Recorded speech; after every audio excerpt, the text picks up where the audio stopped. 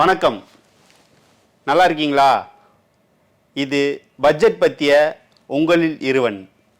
பட்ஜெட்டுக்கு முன்னாடி நீங்க போட்ட ட்வீட்டே நேஷனல் நியூஸ் ஆயிடுச்சே.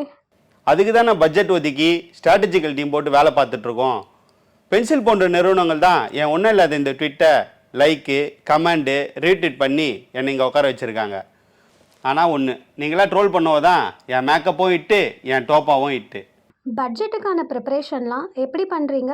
விஜய் கொல்லையா, நீரவ் ஜாடி போன்ற பல பண மோசடிகளின் நிபுணர்களுடன் கலந்தாலோசித்து, அப்புறம் தமிழக மக்களோட வைத்த சிலையை கொஞ்சம் கொட்டிக்கிட்டு தலைமைச் செயலகத்தில் மாலை 6லேருந்து இரவு 10 மணி வரைக்கும் அமைச்சர்கள் அதிகாரிகளுடன் பேசி டைம் வேஸ்ட் பண்ணி வீட்டுக்கு போனது தான் மிச்சம்.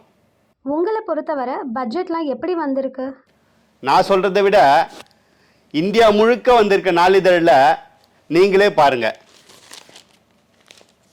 த இந்தியன் லோக்கல் பத்திரிகை பார்த்தீங்கன்னா தலைப்புச் செய்தியாக இந்த பட்ஜெட் செய்தியை போடுறதுக்கு மட்டுமே 1 லட்ச ரூபா கொடுத்துருந்தேன்.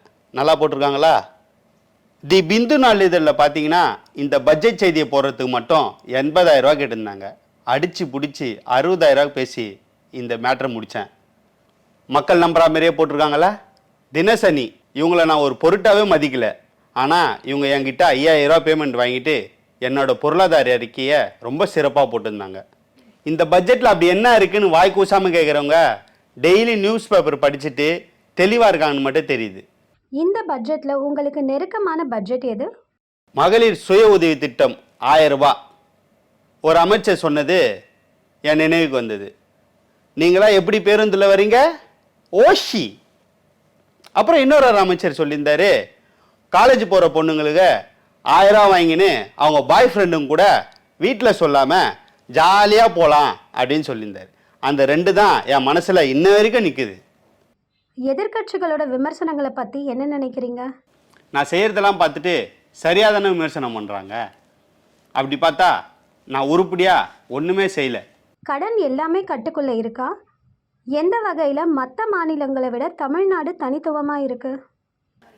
தனித்துவமாக தானே இருக்குது. எந்த நாட்டில் நடக்குது?